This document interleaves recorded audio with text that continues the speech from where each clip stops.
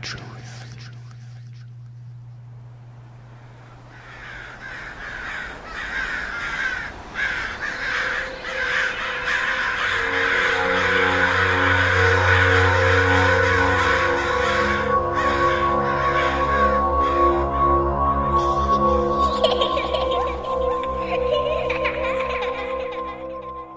What's up, everybody? Welcome back to a brand new episode of ParaTruth Reborn. My name is Eric. I'm Justin, and good job not saying radio. Hey, you know what? I had it on my mind the whole time. I was like, don't mess up. Thanks, everybody, for coming back and tuning in again. We're happy to be here, and we're psyched to be back at doing ParaTruth. As we'd said last episode and the episode before, we had a year off, and it's nice to be back in the seat talking about the paranormal and all things cool and spooky and weird and completely just, I had a word and I lost it already. But you know, but that's how it is here on ParaTruth. Unexplainable. That's the word. The unexplainable. So today we're going to do something not really different, but, Justin and I, I can't believe it, just last week. It feels like it was like 3 weeks ago. Yeah. We were down in New Orleans, and it's a place that I've been to a couple of times, worked on missions with the church after Katrina to help do some cleanup, demolition, things like that. So I never really had the chance to explore. A little taste of Bourbon Street, but that was about it, maybe an hour's worth. So I was really excited when I found out that Justin was going down there for work. He was taking his wife, and they invited me to go with them, and it was an opportunity I personally did not want to pass up because I want to explore the city, really get involved with the culture and learn just everything about Louisiana and really, in particular, New Orleans voodoo. And so with that said, today we wanted to talk a little bit about voodoo and in particular Voodoo Dolls, which is why this episode is titled Voodoo or Voodon't, the story and misconceptions of the Voodoo Doll. Because let's face it, the Voodoo Doll is one of those items that is conventionally always kind of a recognition for voodoo. It's something that when you think of voodoo, you think of Voodoo Doll. And I was kind of mind-boggled to find out that despite the fact that when you think of voodoo and you think of Voodoo Dolls actually didn't originate with voodoo and isn't even a very big part of voodoo, though it does have, some significance. So today we're going to go ahead and talk about a brief history of voodoo and in particular New Orleans voodoo, aka Voodoo-Catholicism, which we'll talk about. And also we'll get into some history on Voodoo Dolls, what they're commonly associated with, where their history kind of comes up from and how it evolved over time. And finally, we will discuss Voodoo Dolls in the media and how it creates widespread misconceptions. So this is going to be a fun, relaxing episode with a lot of information. So if you like voodoo, you like religion, Voodoo Doll is curious to you, and sit back, grab a drink, and enjoy the show. Absolutely. And just for the record, just a small taste of Bourbon Street is really all you need. It's a lot of action on Bourbon Street. I will. Go ahead. Yeah. No, I was going to say, I will say that even when you were working, I spent probably 10% of my time on Bourbon Street, like after we had gone there the first time. Bourbon Street is one of those things that it's super cool. You have to experience it in order to really experience New Orleans, but it's so commercialized. And me, I'm one of those who like to go off grid. And so going off into the back streets, several blocks away or going toward the river or something, seeing things that people don't typically see was really cool because you start to really see the rich culture and history of the French Quarter in those ways. And also you get to see how people actually live over there. So that was something really exciting to me. But one of the things that is just prominent throughout the French Quarter of New Orleans is voodoo. It's something that is nearly associated with almost everybody over there. There's some aspect of it hanging in windows or on doors or in yards. And that's something that I found really intriguing. And of course, Justin, you and I, one thing we've always loved is the idea of the Voodoo Doll. Mm-hmm. And I know I've been talking for years about wanting to get one. I was in Salem 2 years ago. They had Voodoo Dolls there. I chose not to get one because I was like, I need a Voodoo Doll from New Orleans. but I can't buy it online. I have to be in New Orleans. So I waited Right. 2 years. I was like, I think that's really the reason I went. I didn't go to experience New Orleans. I went to get a voodoo doll, but the experience came with it. I was going to say the experience was just a side note. But it was the same thing with the broom, getting it in Salem compared to getting it somewhere else. And I'm with you 100%. Exactly. You want to get something authentic, you got to get it from where it kind of originated. Now, of course, brooms didn't really originate in Salem. It's just that's where the Salem witch trials happened. So it is a very authentic thing for that area. Same thing with the voodoo dolls. They originated well before New Orleans voodoo was even a thing. However, New Orleans voodoo is what brought them into the mainstream view. Right. So first and foremost, I mean, I say first and foremost, we're already quite a few minutes into this, but it's important to know what voodoo actually means. And you see, voodoo actually is derived from the word voodoo. I believe it's pronounced voodoo in the Fon language of Dahomey, which means spirit or God. So basically, New Orleans voodoo is something that it's one of the core beliefs, I should say, of New Orleans voodoo is that one God does not interfere in daily lives, but that spirits do. And so there's a certain connection with these spirits that can be obtained through various rituals such as dance, music, chanting, snakes, various practices that New Orleans voodooists, voodoo practitioners tend to use to connect with these spirits. Now, synonymous with New Orleans, of course, and voodoo, in which voodoo first came to Louisiana, was with enslaved West Africans who merged their religious rituals and practices with those of the Catholic population. You see, like when it was the 17th century, where the 17th century is when Haitians were taken from Haiti and shipped off up into Louisiana as slaves. Now, original voodoo in Haiti came from the West Indies of Haiti during the 17th century, and it's which is basically a evolution of the West African practice that many people don't know about. But basically, what happened is when slaves were pushed into Louisiana and forced to work, their slave drivers would force them to convert to Catholicism because Catholicism was the big thing. Everyone needed to know it. However, West African slaves who practiced Haitian voodoo, when they were forced into Catholicism, found a loophole and basically took their own belief of Haitian voodoo and combined it with that of Catholicism to create this idea or this new breed of voodoo known as New Orleans voodoo, which is also considered Voodoo-Catholicism, in which certain spirits are actually linked with the spirits of Catholicism, like St. Mary or St. Joseph. And so when they pray to St. Mary or St. Joseph, what they're actually doing is praying to one of the spirits of voodoo, which are not associated with Catholicism at all. And it was a way to trick their oppressors into believing that they were actually converted, when in reality they would, in the dark, continue to their own practices, which really left the oppressors none the wiser, and they were able to get away with it. And eventually it kind of created this whole new religion.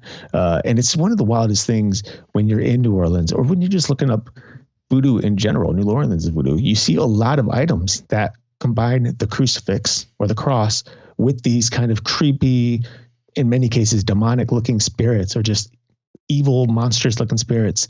And it's one of those things where you're like, well, that's not normal for most of us living in America. But then once you start to learn how they incorporated these spirits with that of the Catholic belief system, you start to really understand what New Orleans voodoo is and how it pertains to the modern religious societies. And it's very similar to Santeria as well, not in the same exact way, but they combined a type of voodoo that was kind of practiced in South America with Catholicism. It wasn't an oppression thing to my knowledge. It's just they were trying to stay within the norm of the Catholic Church so that they didn't upset anybody. Something that I found fascinating with voodoo in particular is a lot of the things that were practiced in public was actually just a show. They were doing dances very similar to West African tribes, and it was for them to practice their religion in plain sight, but to the layman white man, they were just dancing around a fire. They may have had suspicions that there were some type of practices going on, but the leaders of the voodoo society were just like, no, we're just practicing what we did in Africa. Mm-hmm. Yeah, and that's something I think that a lot of people don't. Nowadays we recognize it. We've seen plenty of documentaries or magazine articles, photographs of these spiritual dances happening, or parties, even, if you will. And it's something that hasn't just happened in West Africa or in Haiti or even in New Orleans, but even Native Americans of the modern U.S. Were always doing various rain dances or dances to invoke the spirit of certain animals or deities, what have you. And the idea is, like, when you start to dance, and mind you, in many cases, some of these people are under the influence of some sort of drug or hypnotic or something of the like. And as they start to dance, the idea is that the spirit actually takes over their bodies and dances through them. And so what you're seeing is somebody who is acting out, not necessarily in a negative way. I know acting out can be a negative, a way to say that somebody's doing something negative. But in this case, it was a way of acting out in a sense of something positive, a way to free the spirit to transform and come into the living world, and basically live alongside the living for a while. And of course, a lot of these things would go in hand with, like, various prayers or spiritual baths or certain types of oils that would help to increase the spirituality and the connection to the spirits as well. The one thing that I've always found fascinating about voodoo in particular is just how it came about. And we will kind of get more into the history as well, because there's so much information on this. But Voodoo Dolls, going off of the topic of just Voodoo Dolls, from what we've seen in pop culture and stuff like that, and we'll get into that a little bit, but compared to what I saw when I went to New Orleans, is totally different, in my opinion, in the shops that we went into. You mean in terms of how they're used, or in terms of what they look like? How they look, yes. Yeah. So, and that's one thing that is interesting. You know, a lot of people, all of us, myself included, always believed a voodoo doll looked kind of like, for lack of a better word, kind of looked like a gingerbread man who was stuffed and stitched. Pretty much, yeah. Yeah, right. So, and yes, they do have those. In fact, they have certain little, I'll call them gingerbread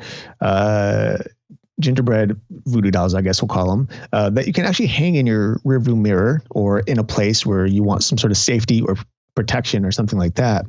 But most voodoo dolls that are commonly used within New Orleans voodoo is that of the Haitian voodoo doll. And the Haitian voodoo doll is something that's basically, you know, it's made out of sticks, clothing, straw, bone, things like that. It's not your typical doll. In fact, first looking at it, it doesn't look like a doll as you would think of a doll or a voodoo doll.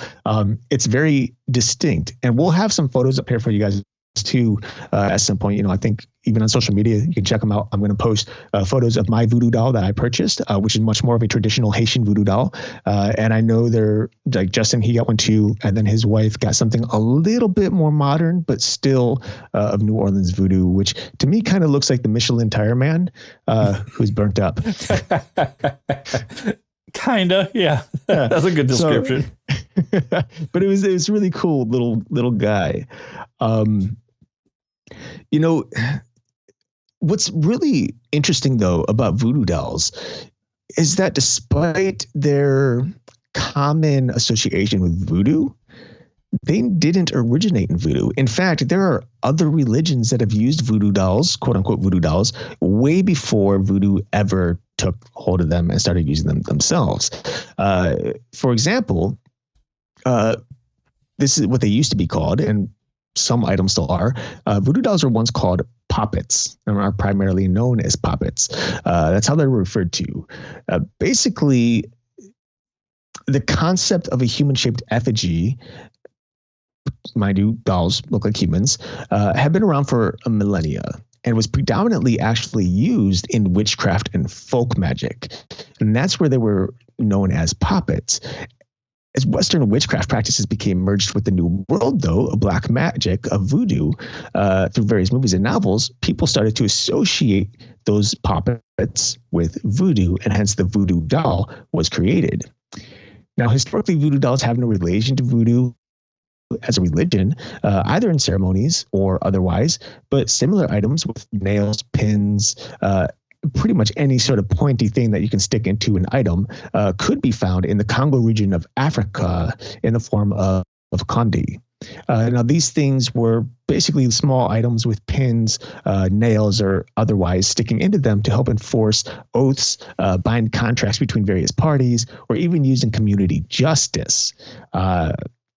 But there are many, many more instances in which these items, such as the voodoo doll, was used in witchcraft and folk magic, as opposed to voodoo itself. So, and that's something that I think is really interesting, because it made me think, when I learned of that, I thought back to my time in Salem and was like, oh, if I got a voodoo doll in Salem, I was actually getting something that was used by witches, quote unquote witches, way before the voodoo practitioners ever got their hands on it. I use the word witches lightly here because I know some people out there who are witch practitioners or practice witchcraft like to be called witches. Others, not so much. There's various names for witchcraft practitioners.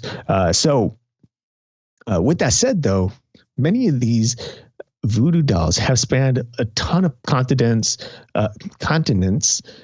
traditions, cultures, and you can find them just about anywhere around the world. But thankfully, due to social media in general, voodoo has become synonymously associated with voodoo itself. Voodoo dolls with voodoo. Yeah.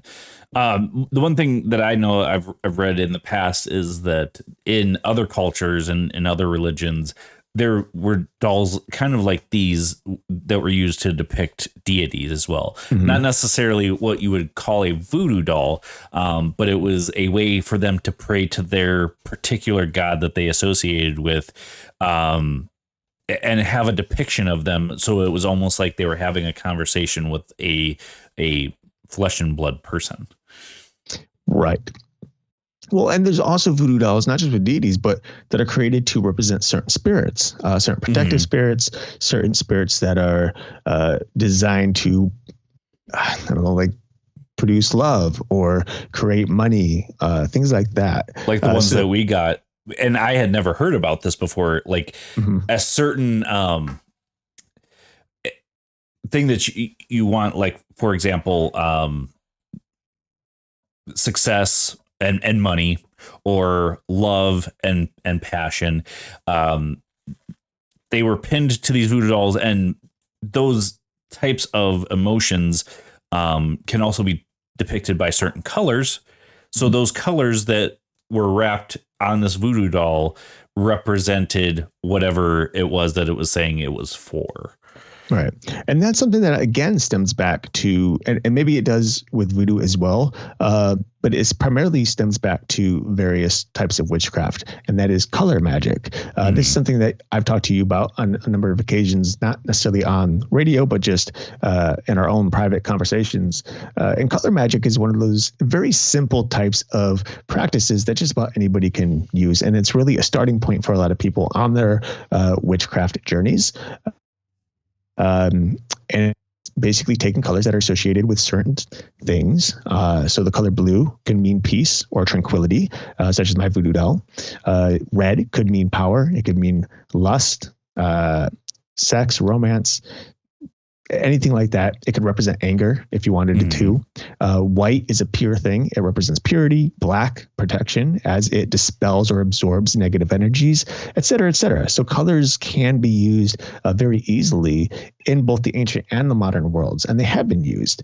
So that is one thing that, again, as you said, is very fascinating. That something as simple as a color could be used as an intention when building a certain object and creating this kind of energy through it that can help protect a certain being, or supposedly can help protect a certain person.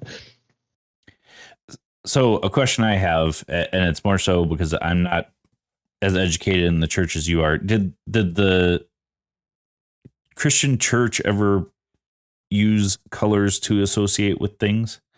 Yeah, I mean, in some cases it has. When you read through the scriptures, you see King Solomon adorned in various colors, purples or whites, or etc.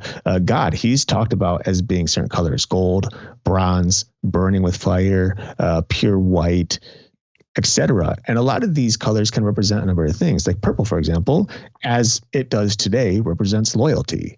And so when someone was wearing purple in the ancient world of the scriptures, they were most likely of some sort of loyal line, a royal line. I'm sorry. So royalty. Did I say loyalty or royalty? You before? said loyalty. I said loyalty. I was like, wait a minute. Royalty. Those words are confusing for me.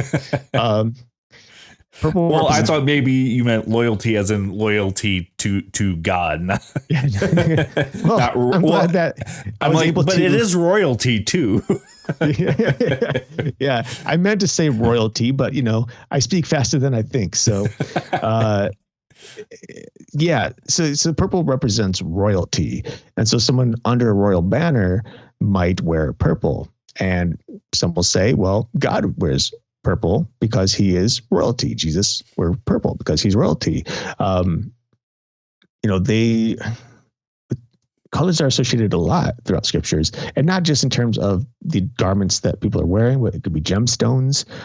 It could be just certain elements that are discussed amongst two people. It's color goes so far back. In the ancient world in so many different ways.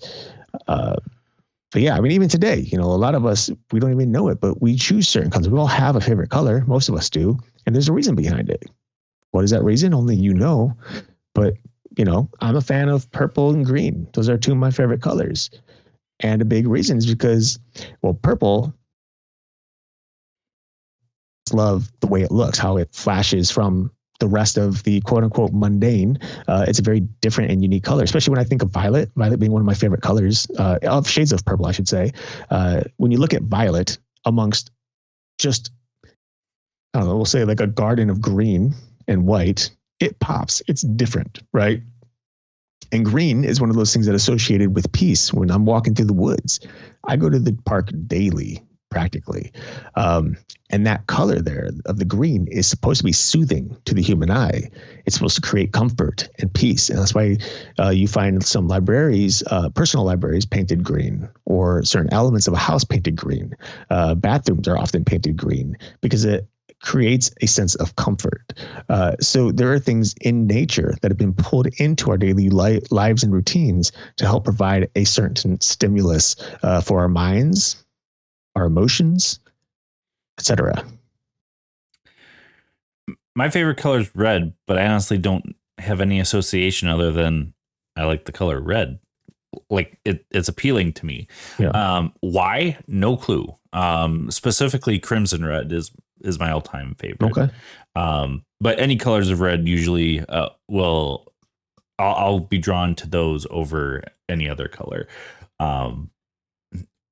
Which is hilarious because I'm scared of clowns, but they're usually depicted with red noses and red hair.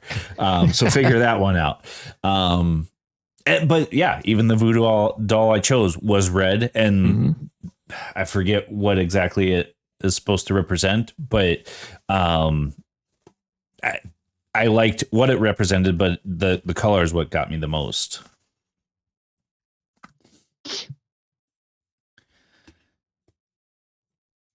So one of the big things regarding, and we've brought this up a couple of times here during this episode, is the idea of voodoo dolls in the media. The media is one of those things we've been talking about for many, many years on ParaTruth, and that is how it can create widespread misconceptions regarding the certain elements that are used or items used within a movie, a book, a video game, etc. One such thing that we've touched on is that of the crucifix, right? The cross. Media, primarily movies, The Exorcist in particular, has basically taken an inverted cross and made it evil, right? The idea is that if a cross is inverted, it represents the devil and possession and anything dark. And it's one of those things that is technically a misconception, because in the scriptures, we see that Peter, the apostle Peter, when he's crucified, he deems himself too basically unworthy of being crucified in the same manner of Jesus, who was crucified upright. And so he requests that he be crucified upside down on an inverted crucifix. And so through the scriptural aspect, the biblical aspect, one can argue that an inverted cross is actually a symbol of humility on human part, on a person who is just a person and not God, someone who is unworthy to be displayed in the same way as Jesus was. But when you take something that represents humility and place the devil in front of it and spinning heads and vomit and all that stuff, well, now people are scared and they think an inverted cross is of the devil.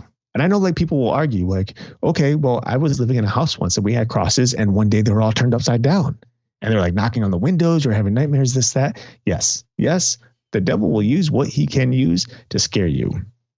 And if you believe that an inverted cross is representation of evil, then it's a representation of evil to you. And we've talked about this in terms of representation of symbols in general, the pentacle, the pentagram, so many symbols that we can see throughout history. I mean, heck, even if I'm not mistaken, it's called the Swastika. Is that how you pronounce it? Swastika. Swastika. That was a Native American symbol of peace that Hitler turned into a symbol of mayhem, destruction, death, and just tyranny. I believe it was also, if I remember correctly, I could be off on this, but I think it was supposed to represent a certain god, maybe Zeus in Greek mythology as well. Okay.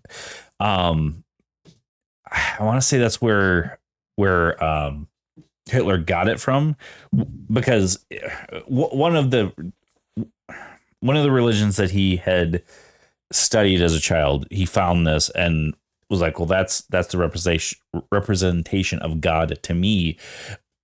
And in his mind, when he was trying to create the Aryan race and this perfect world, what better way to represent yourself than the depiction of God? Right. 100%. And that's the way he thought of himself too. He wanted to be a god and he wanted to make, basically a race all of his own, but yeah, it's just a prime example of many in which the media, or in Hitler's case, just being Hitler, insane jackass, who took something that was, meant to be a symbol of hope or submission, humility, love, etc., and transferred into something darker that the mass of people took under their wing and said, yes, this is true. And now it's misinterpreted by a number of different people from a number of walks of life. With all that said, that is exactly what happened with the voodoo doll. Over and over again, we see voodoo dolls used in movies to represent people as they actually do in real life, but they're used to cause harm. Stick a pin in it, someone has a heart attack. Twist a limb, they break their arm or their leg. throw them in a fire, they burst into flames. All these things that create these dark images of death have been propagated through movies, television, video games, books, etc. However, that's all a misconception and a general lie. I say general lie for a reason. First and foremost, the voodoo doll has always been used or meant to be used as a way to help people. As we said earlier, it's a way to bring, or in what's the word? A way to help manifest certain desires. Maybe peace, maybe hope, maybe love, maybe money, maybe a job. Maybe help someone who's sick get healed and become healthy. And unfortunately, we just don't see it as such. But true voodoo practitioners who use voodoo dolls are actually using them for those reasons. They're being used to help individuals, or at least try to help individuals, better their lives. Unfortunately, there are the select few, and I mean quite a small few, who do conduct dark magic or rituals using voodoo dolls. And most typically, those voodoo dolls happen to be designed in black, the color black. They use black cloth or some other black material. And in cases, there are people voodoo dolls to cause harm. But again, that's just a small fragment of the mass that are trying to cause harm. And in reality, what we see on television is such a huge misconception of the largest aspect of voodoo that I just think it was important to share that, because I know a lot of people who look at a voodoo doll and be like, that's scary. I don't want that in my life. I don't want that near me. Stuff like that, because they believe what they read or what they see, and they go along with it. You mean to tell me I can't bend somebody's arm backwards just by using a voodoo doll? I mean, if you do, make sure there's video evidence so that I can't debunk it. Well, that's one of the misconceptions from media is you can in real time use a voodoo doll to do harm to somebody. Like you're mentioning, of course, that's black magic. That's not the typical use of a voodoo doll. And that's the case with any magic too. Most people think, oh, I'm going to do this ritual and poof, my life's going to be better. This and this is going to happen. Typically, if you're using magic and you believe in magic, it just happens over time or at a certain point, not like the next day or anything like that. Right. I'm going to share something here, which maybe it's an unpopular thought here. And if there's anyone who's a practitioner of any craft, let me know your thoughts on this. Magic, in many ways, I think, is a way to invest in yourself, a way to manifest something that you yourself are doing. And what do I mean by that? So I don't believe that magic in and of itself always works.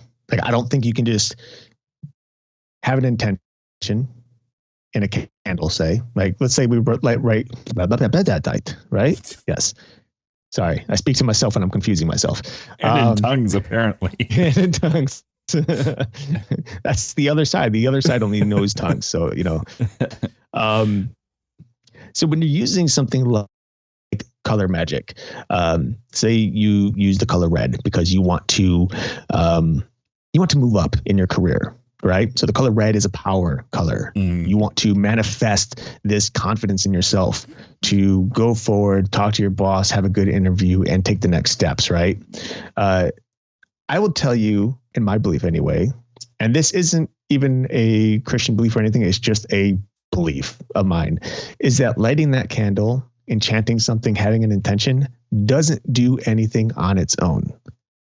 It's just a symbol of what you want to happen, and it has no manifestation whatsoever in your environment or the world. What it does, however, is trick your mind and your posture toward that thing that your intention is, into giving you the confidence.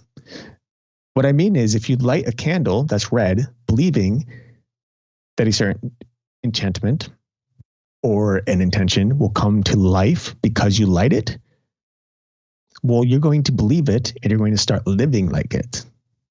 Your confidence will be boosted because you think that magic is working for you, when in reality, you're just doing it on your own. Something you could have done without lighting a candle.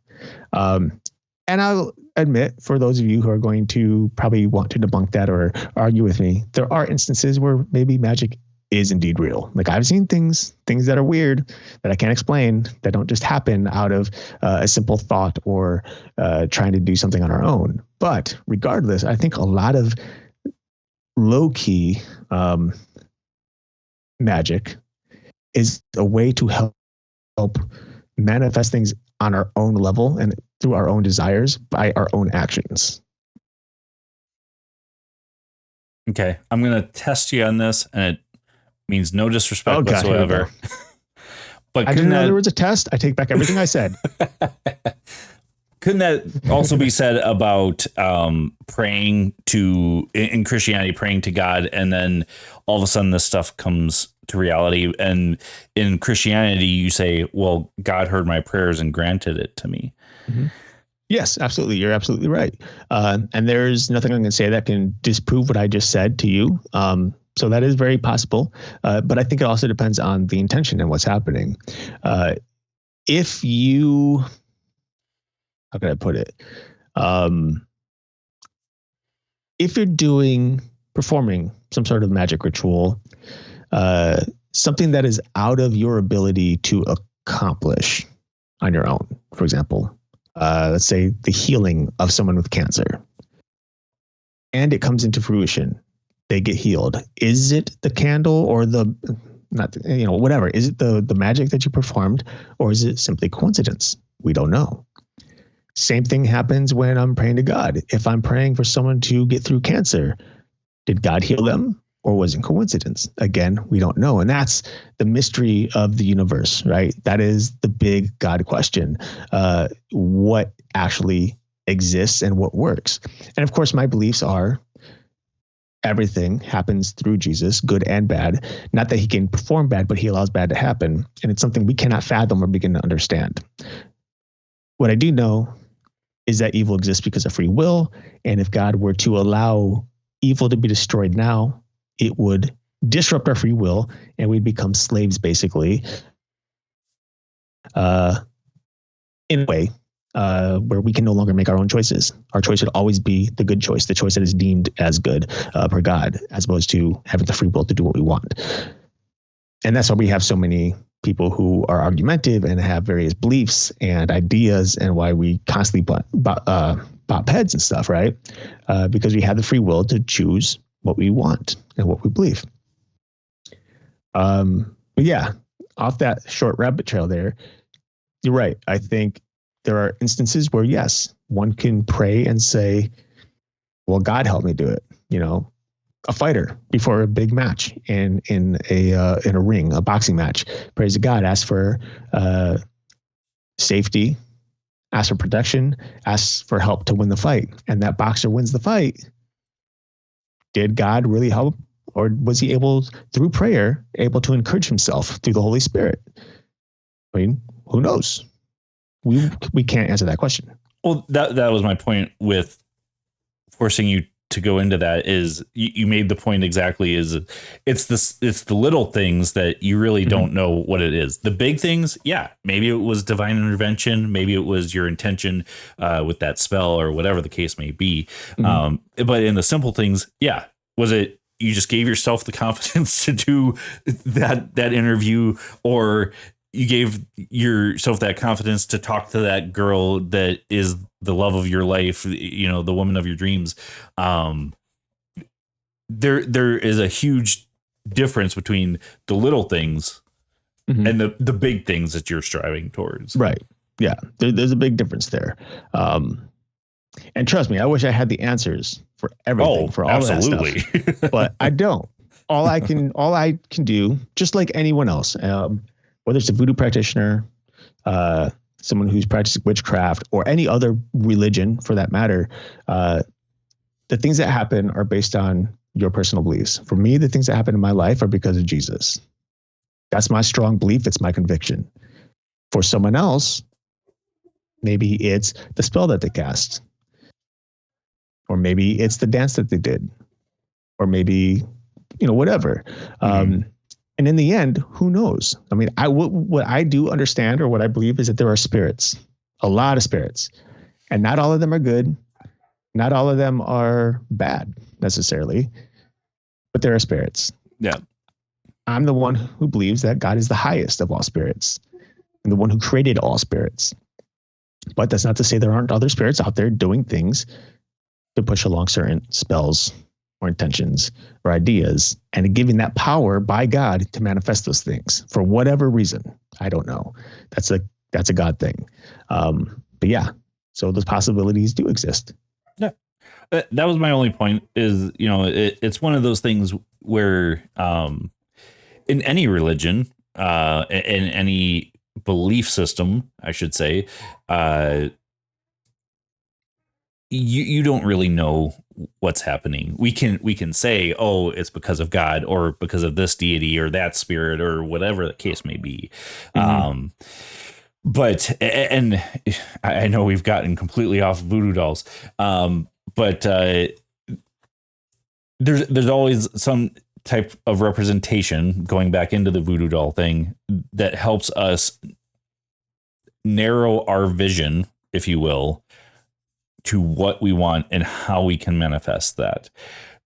Whatever the manifestation is, if it's just something as simple as it gave you the confidence to do that, who's to say that the spell didn't work?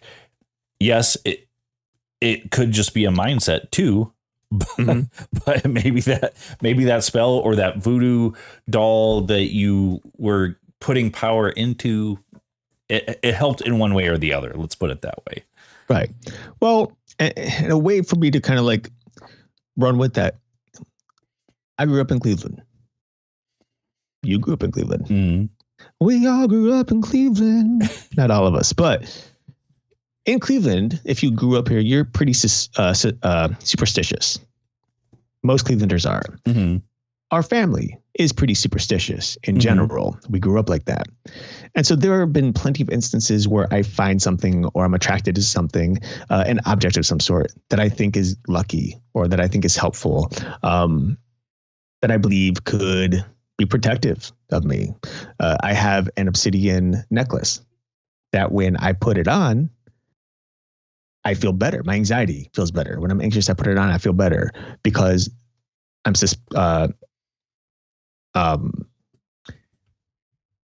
what's the word I just was using? Superstitious? Superstitious, yes. I wanted to say suspicion, though. I was like, that's not right. That's not right. But superstitious, right? So there is a belief in many cultures that obsidian can absorb negative energy. That's something, no matter how much I try to just allow God to handle it, like, God, you are all powerful and can take away any bad thing and put me into good life, like put me in a good place. But what helps sometimes is that object that centers me in my mind and allows that anxiety to calm. Now, is the stone itself actually absorbing negative energy? I don't know. As far as I know, there's no scientific evidence to prove it one way or the other. But what I do know is that it helps me when I put it on, when I'm super anxious. I feel like this tightness that gets released in my chest. So is that just a mental intention that I use and it happens to work? Possibly. Is God allowing it to work to help me? Possibly. But again, who knows? Right. I still can't pick up a coin to this day if it's face down. Really? Yeah. I can't pick up anything that isn't mine off the ground because it's on the ground. Yours is a completely different reason. And sometimes if I drop something, I'll leave it and not pick it back up. I've lost things.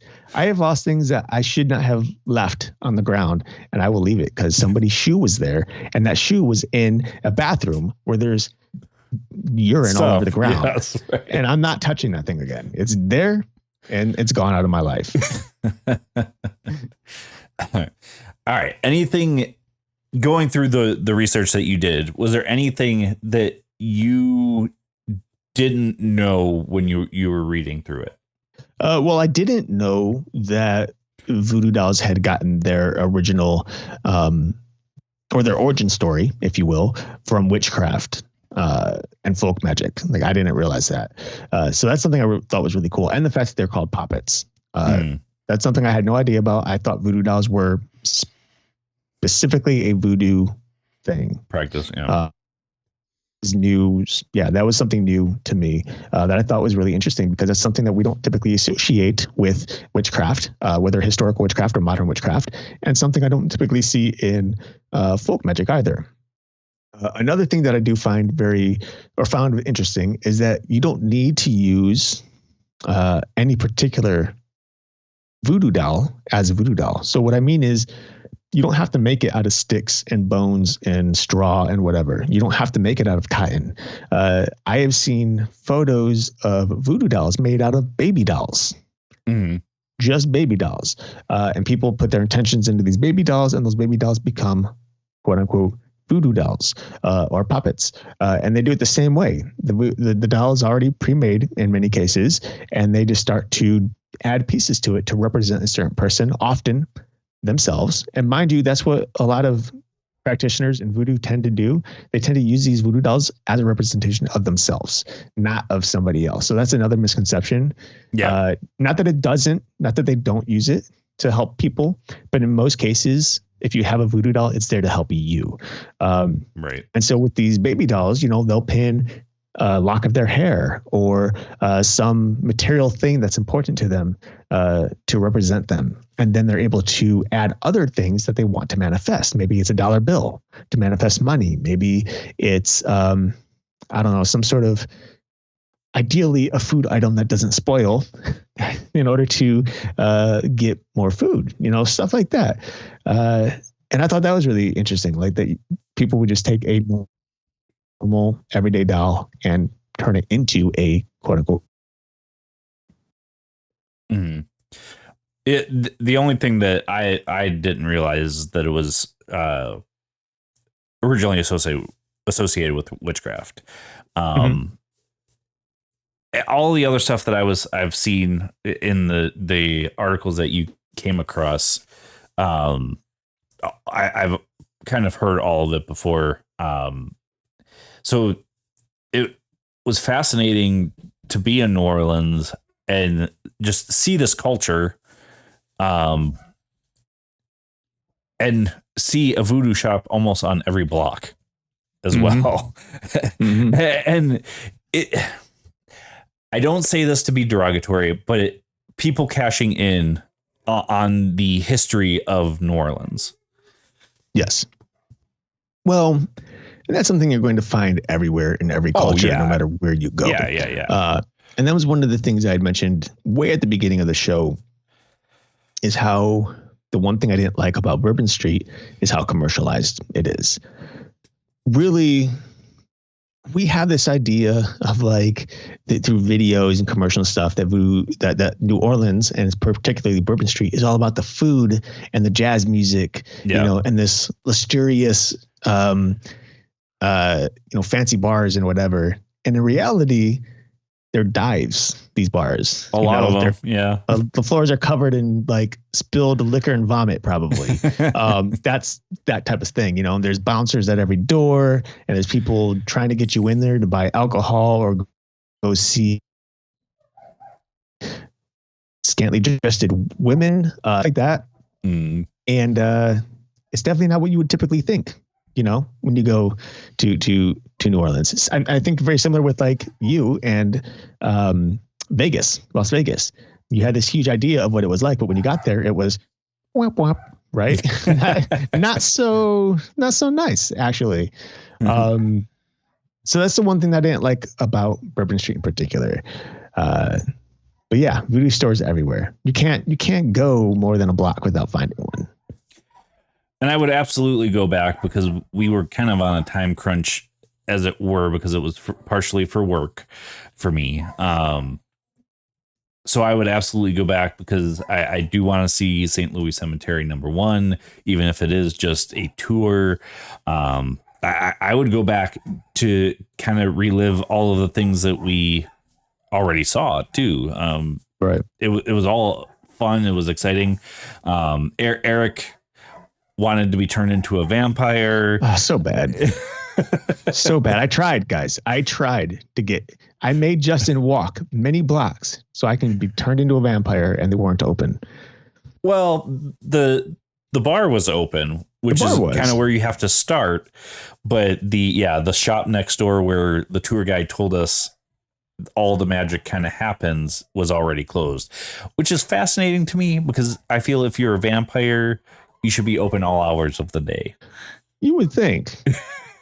It's a hard one. Like, would you be open during the day or the night? Because if you're indoors at a bar, you could be open during the day, but the bar's also open during the day. So why would you? I don't know. Also depends on your beliefs of what vampires are too. Yeah, I know. Do they burn in the light? Most cultures say yes, but a lot of the culture now will say that's a misconception. Vampires can be out all hours of the day. I could have swore vampires were sparkly and flamboyant. Is that wrong? Was that just a movie thing? I mean, some of them might be. Didn't know about. Some of them might be. You never know. Man, media misconceptions, man. Just never know. Well, and out of all of the stuff we've talked about today, I hope that's one of the biggest things you folks take away from this is don't take what the media is giving you as a definitive thing.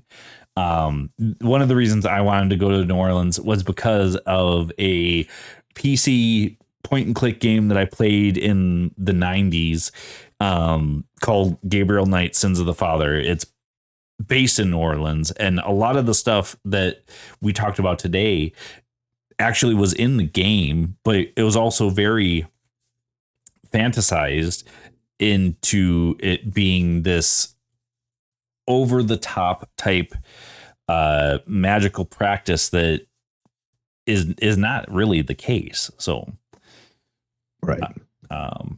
Anything else before we head out?